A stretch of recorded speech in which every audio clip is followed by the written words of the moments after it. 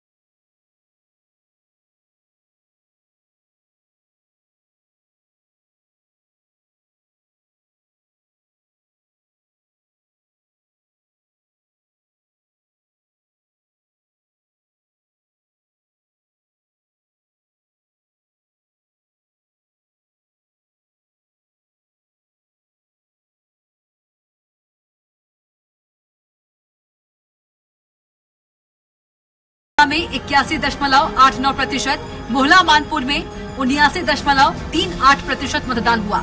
वहीं कैबिनेट मंत्री कवासी लखमा ने तो इसके लिए पीएम मोदी और गृह मंत्री अमित शाह को जिम्मेदार ठहरा दिया। उन्होंने कहा कि ईडी आईटी भेजकर व्यापारी वर्ग को परेशान किया। व्यापारी परेशान है, आने वाले समय में हमारी सरकार बनेगी।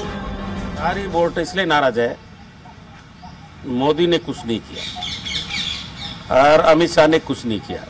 खाली आवाय में घूमना, ईडी टीडी परेशान करना, इसलिए व्यापारी लोग बहुत परेशान है। इसलिए आने वाला सरकार छत्तीसगढ़ में बनेगा और देश में राहुल गांधी प्रधानमंत्री बनेगा। जीएसटी का नियम है वो बड़े लोगों को पास लगेगा, छोटे लोगों का जीएसटी खत्म होगा।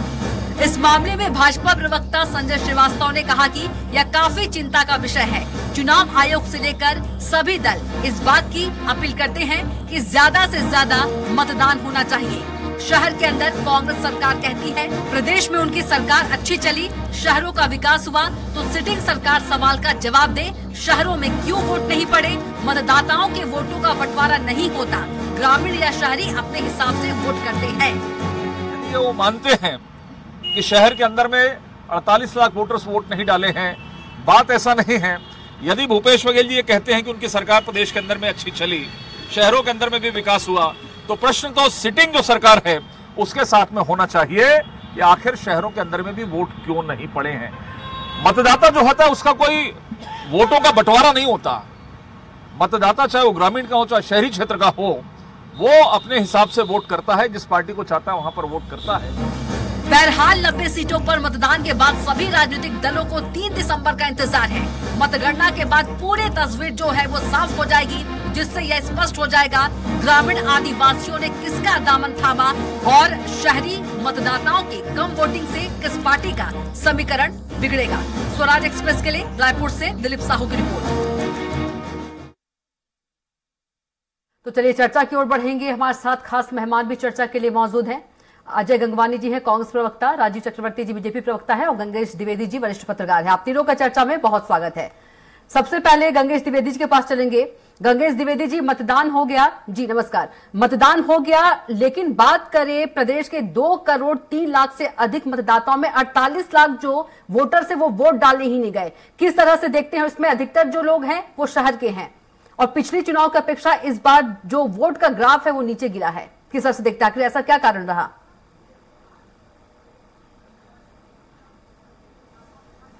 देखिए, सामान्य तौर पे छत्तीसगढ़ के शहरी क्षेत्रों में इसी तरह का वोटिंग जो है पैटर्न रहा है। पहले भी शहरी क्षेत्रों में कम ही मतदान होते रहे, हालांकि शहर में जागरूक मतदाता होते हैं, इतनी जागरूकता के अभियान चलते हैं। मतलब इलेक्शन कमीशन जो है ज्यादातर जागरूकता के अभियान शहरी क्षेत्रों में चलाता है, लेकिन अपने अपने काम में व्यस्त, अपने घरों से लोग निकलना नहीं चाहते, वोट डालना नहीं चाहते। इस तरह की चीजें शहरों में वाकई में है। तो सही मायने में देखा जाए तो शहरी क्षेत्रों में ये चीजें लगातार हो रही, पिछले कई चुनाव से हो रही है, ये पहली बार ऐसा नहीं हुआ है। दूसरी तरफ ग्रामीण क्षेत्रों में लोग जागरूक हैं इस मामले में, और खासतौर पे वहां पर इफर्ट भी, पार्टियां भी इफर्ट लगाती हैं, क्योंकि अक्सर उसमें ये देखा जाता है कि जो परंपरागत वोटर्स हैं, जो ऐसा माना जाता है कि जो कम पढ़े लिखे या झुग्गी बस्ती में रहने वाले वोटर्स हैं वो परंपरागत वोटर्स रहते हैं, और वो एक साथ जाके और कहीं ना कहीं उनके ऊपर उस क्षेत्र के नेता का प्रभाव रहता है, उस क्षेत्र के कार्यकर्ता का प्रभाव रहता है, बूथ लेवल के जो मैनेजमेंट देखते हैं कार्यकर्ता, उनका प्रभाव रहता है। तो उनके प्रभाव में वो जाकर मतदान करते हैं अपनी पार्टी के हिसाब से। और शहरी क्षेत्र में इसी तरह का पैटर्न रहता है। यहाँ पढ़े लिखे लोग हैं तो जो उनके पास ज्यादा पार्टी के लोग जाते भी नहीं। कॉलोनी एरिया में तो बिल्कुल बहुत कम जनसंपर्क होता है, जो सामान्य रूप से होता है ऐसा ही होता है। तो मुझे लगता है कि ये बड़ा कारण है ये शहरी क्षेत्रों में जो मतदान कम होने का। दूसरा, यहाँ का जो वोटिंग पैटर्न है, इस पे हम ये नहीं तय कर सकते कि वोटिंग ज्यादा हो रही है कम हो रही है, उससे चुनाव के परिणाम में कितना असर पड़ेगा। क्योंकि हमने जो पिछले 3 बार के चुनाव का परिणाम देखा है, उसमें 2008 के मुकाबले 2013 में वोटिंग परसेंटेज कम हुआ जी, तो भी भाजपा की सरकार आई। उसका 13 से 18 में नहीं, 8 से 13 में हाई मिला, 6% का लगभग बढ़ा था वोटिंग परसेंटेज। तो एक बार ये लगा था कि मतदान जो है, सामान्य ट्रेंड होता है कि जब अधिक मतदान होता है तो उसको रूलिंग पार्टी के खिलाफ माना जाता है, लेकिन उसके बावजूद 50 सीट में भाजपा आई थी जी। अब उसका 2013 के बाद 18 में जब चुनाव हुए तो 1% वोट गिरा जी। उसके बाद 15 सीट में सिमट गई भाजपा। यहाँ का पैटर्न जो है मतदाताओं को बड़ा विचित्र है, उसको इस तरह से परसेंटेज के हिसाब से जज करना बहुत कठिन है। ठीक है अजय गंगवानी जी, यदि महिलाओं के बम्पर वोटिंग की बात करें तो बीजेपी कह रही है कि जो महिलाओं के बम्पर वोटिंग का फायदा है वो बीजेपी को मिलेगा। भारतीय जनता पार्टी का झूठ और भ्रम है। ये वही भारतीय जनता पार्टी है जो 2018 के पहले इनके केंद्रीय गृह मंत्री अमित शाह जी मिशन 65 की बात करते रहे, और जब चुनाव का परिणाम है तो मात्र 15 सीटों तक सीमित हो गए। देखिए, 2 से 3 चीजें स्पष्ट कर दूं जिसपे आपके डिबेट है। सबसे महत्वपूर्ण जो छत्तीसगढ़ में पहले चरण का चुनाव हुआ उसमें वोटिंग का परसेंट था 78%। द्वितीय चरण का जो वोटिंग हुई दैट इज 75.06%। औसत जो परसेंट है वो 76.45। और एक सामान्य प्रक्रिया कविता ये माना जाता है कि अगर वोटिंग का परसेंटेज बढ़ रहा है तो एंटी इनकम्बेंसी है, जो सत्तासीन सरकार है, नॉर्मली 90% केसेस में उनको नुकसान होता है। लेकिन अगर छत्तीसगढ़ में वोटिंग का परसेंटेज नहीं बढ़ रहा है तो इस बात का प्रमाण है कि छत्तीसगढ़ की जनता भूपेश की सरकार से संतुष्ट है। लगातार हमने हर वर्ग, चाहे किसान हो, गरीब हो, मजदूर हो, आदिवासी, हर वर्ग के न्याय का काम किया। दूसरा देखिए, एक सबसे गिरने का जो प्रतिशत है उसका सबसे महत्वपूर्ण कारण है 17 नवंबर को छठ पूजा। आज छत्तीसगढ़ के जो शहरी क्षेत्र है, चाहे रायपुर बात करूं, बिलासपुर, कोरबा, अंबिकापुर, जो बड़े शहर है, वहां पे बहुत सारे उत्तर प्रदेश और बिहार के नागरिक है जो छठ पूजा की पूजा करते हैं। बहुत सारे लोग छठ पूजा के लिए अपने क्षेत्र पे गए थे और बहुत सारे लोकल लोग थे जो अपनी पूजा पाठ में व्यस्त थे, जिसके कारण वोटिंग नहीं कर पाए। हमारी सरकार ने चुनाव को पत्र भी लिखा था कि आप अगर इसको संभव हो तो इसको थोड़ा सा आगे बढ़ा दीजिए ताकि हम चाह रहे थे कि छत्तीसगढ़ के प्रत्येक व्यक्ति को वोटिंग करने का अधिकार मिले, लेकिन हमारी बात को नहीं सुना गया। चुनाव में इसी को कंटिन्यू रखा।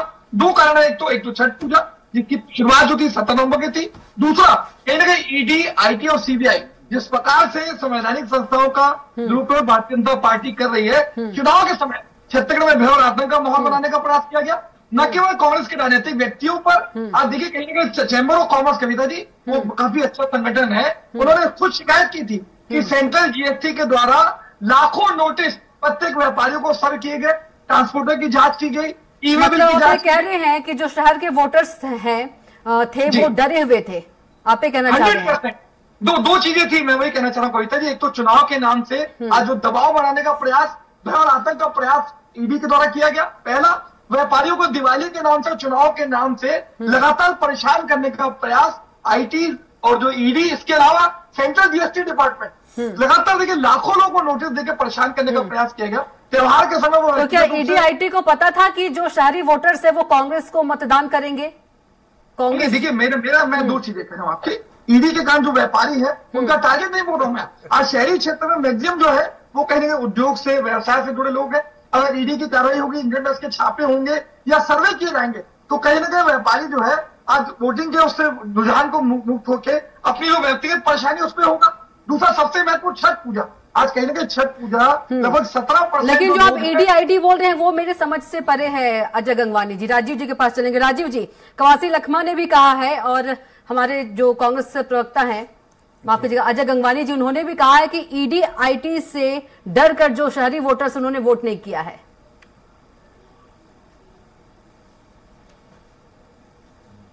देखिए, कवासी लखमा जी वरिष्ठ आदिवासी नेता हैं और वो क्या बोलते हैं उन्हें खुद को पता नहीं रहता, तो उनके बातों का संज्ञान नहीं लेना चाहिए।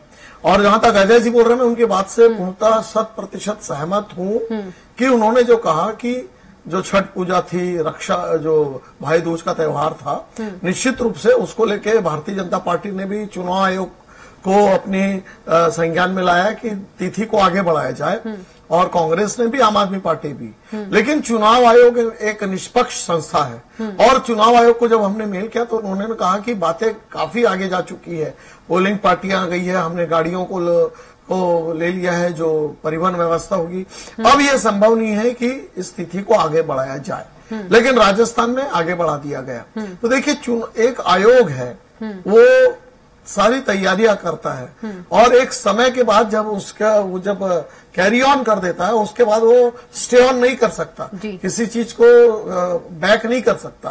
तो मैं बिल्कुल मानता हूं कि ये जो कम मतदान है उसके पीछे बहुत बड़ा कारण जो ये पर्व है हमारे, जो साल भर का जो महत्वपूर्ण पर्व है, भाई दूज सबसे बड़ा कारण है, और छठ पूजा बहुत बड़ा तो ठीक है। लेकिन कांग्रेस तो ठीक है, ये तो ठीक है, वो एक कारण था कि शहरी, इसमें आप दोनों की सहमति है, ठीक है, इसमें आप दोनों की सहमति, दोनों पार्टियों की। लेकिन जो कांग्रेस है वो तो गृह मंत्री अमित शाह, नरेंद्र मोदी को भी जिम्मेदार ठहरा दिया उन्होंने।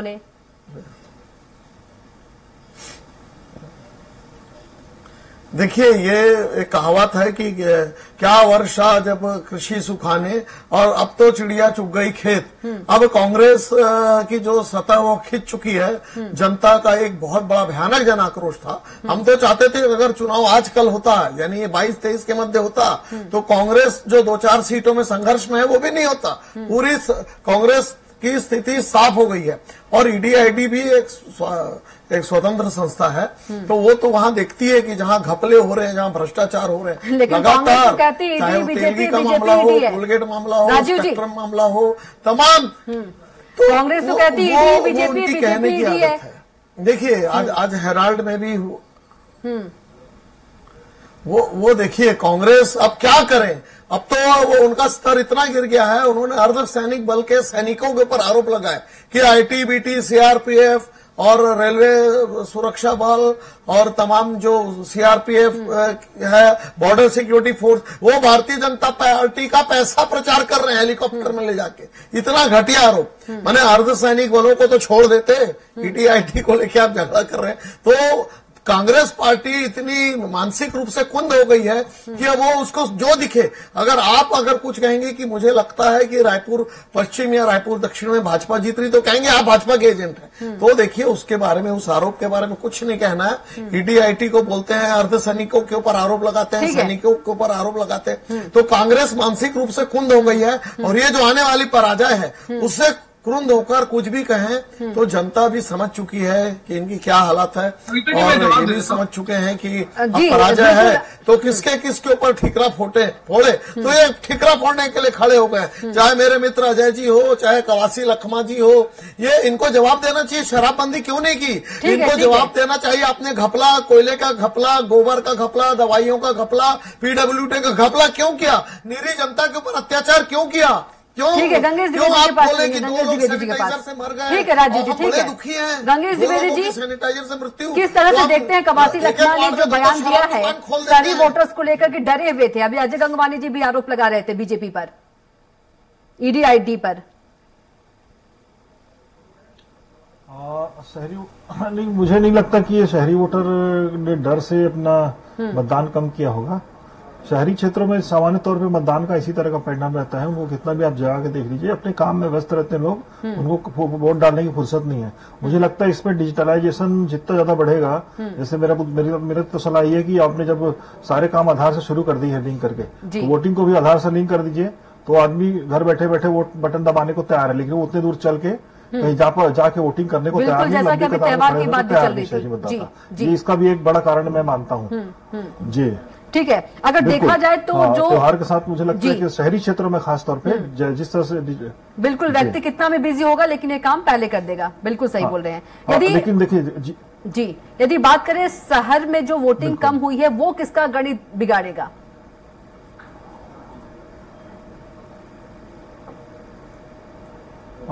देखिए शहरी क्षेत्रों में मतदान कम होने का बहुत ज्यादा मुझे लगता नहीं कि, वही मैं आपको पहले बताया कि यहाँ की छत्तीसगढ़ का जो पैटर्न है बड़ा विचित्र है कि एकदम से 6% राइज होती है और सरकार 50, जिस सरकार के खिलाफ लगता है कि मैंडेट आ रहा है वो सरकार 50 सीट लेके आ जाती है।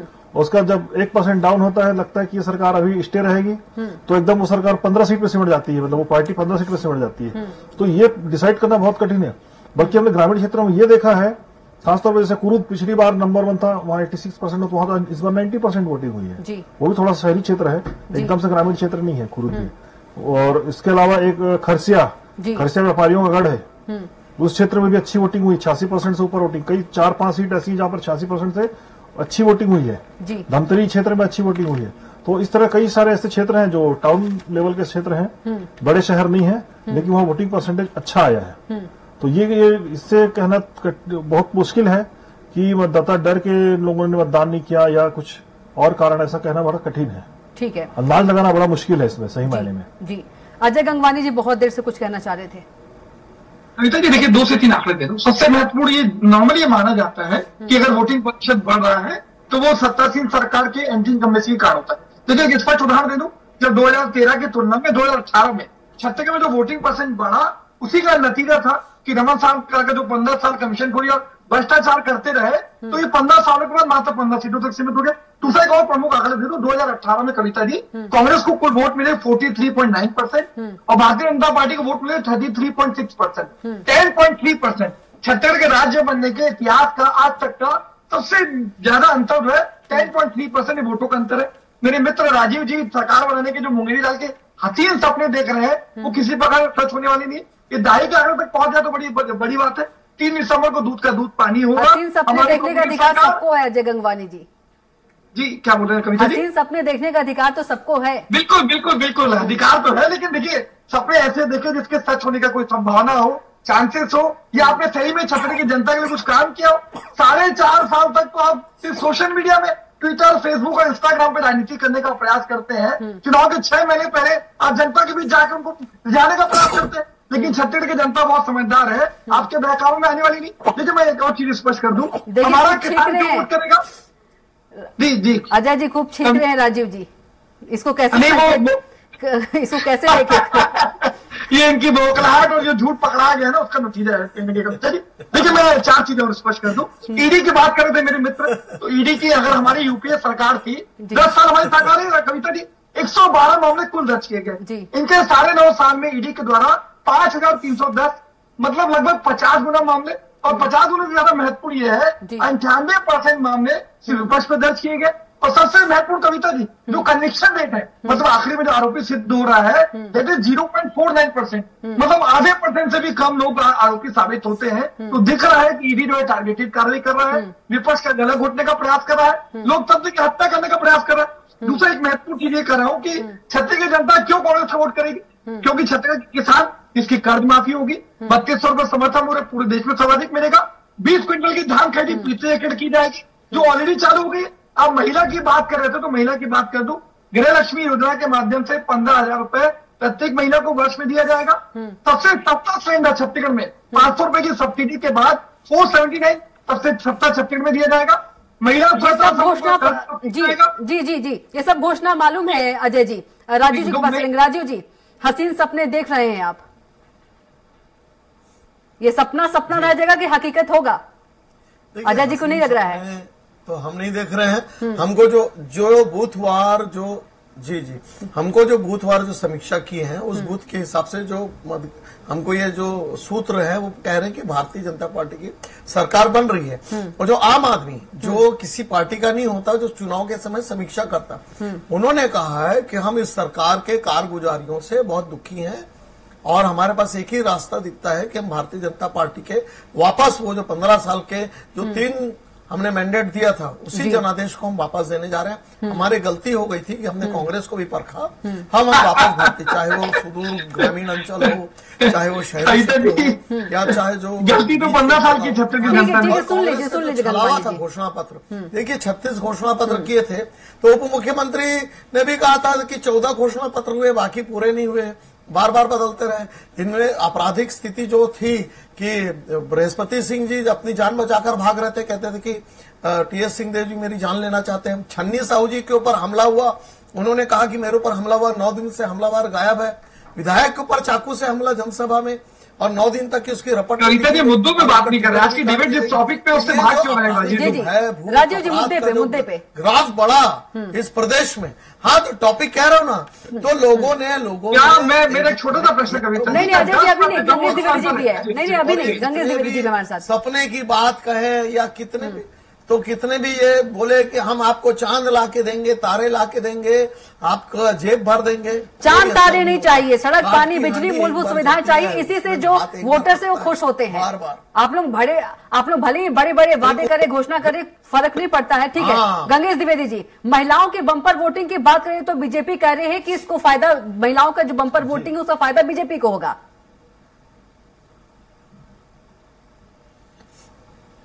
हाँ, देखिए कुछ हद तक बीजेपी का दावा मैं इसलिए सही मानता हूँ जी, क्योंकि शुरुआती तौर पर जिस तरह की घोषणाएं भाजपा ने की, उसमें सबसे ज्यादा असरदार थी वो 12,000 रुपए महतारी वंदन योजना, जिसका लगातार भाजपा कार्यकर्ताओं ने घर घर जाके फॉर्म भराया। उसके अलावा उसमें 8-9 स्कीमें थी। आपकी बात रोकूंगी आपको, वो जो मैसेज है जवाब देना चाह रहा हूँ। नहीं रुक जाइए अजय जी, रुक जाइए। सफल हुई है जी। और जबकि लेकिन गृहलक्ष्मी की घोषणा की कांग्रेस ने भी लाया, गृहलक्ष्मी योजना, तो क्या लेट हो गई कांग्रेस घोषणा करने में? लेट हो गई, दिवाली के दिन लाया और उसके बाद इतना समय मुझे लगता नहीं कि जी लेट हो गई कांग्रेस, आप कहना चाह रहे हैं? कांग्रेस कहीं न कहीं लगता है कि लेट हो गई, और उस तरह से कांग्रेस की घोषणा का असर ग्रामीण क्षेत्रों तक, दूरस्थ अंचल तक नहीं हो पाया, मुझे ऐसा लगता है। और देखिए भरोसा भी नहीं मतदाताओं का। नहीं रुक जाइए, अभी मैंने आपका नाम नहीं लिया। राजीव जी आपका नाम नहीं लिया, सवाल आपसे नहीं किया। राजीव जी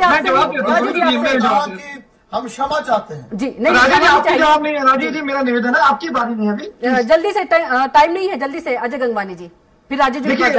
देखिए मैं एक स्पष्ट कर देता हूँ कि छत्तीसगढ़ महतारी योजना के माध्यम से जिस प्रकार से ये महिलाओं को ठगने का प्रयास करते रहे, लेकिन अजय गंगवानी जी मेरा सवाल सुनिए। गंगेश द्विवेदी जी कह रहे थे कि जो कांग्रेस है वो लेट हो गई, तो क्या आपको लगता है कि आप लोग लेट हो गए सरप्राइज देने के चक्कर में?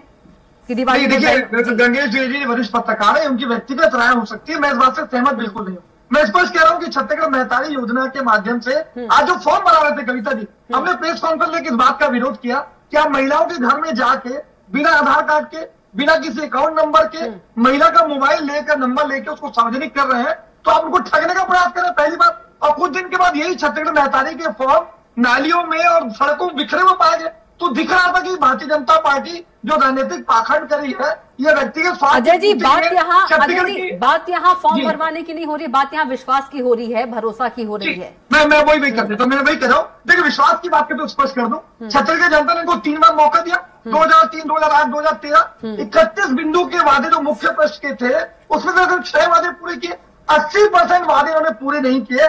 तो भारतीय जनता पार्टी के ऊपर छत्तीसगढ़ जनता विश्वास नहीं करने वाली।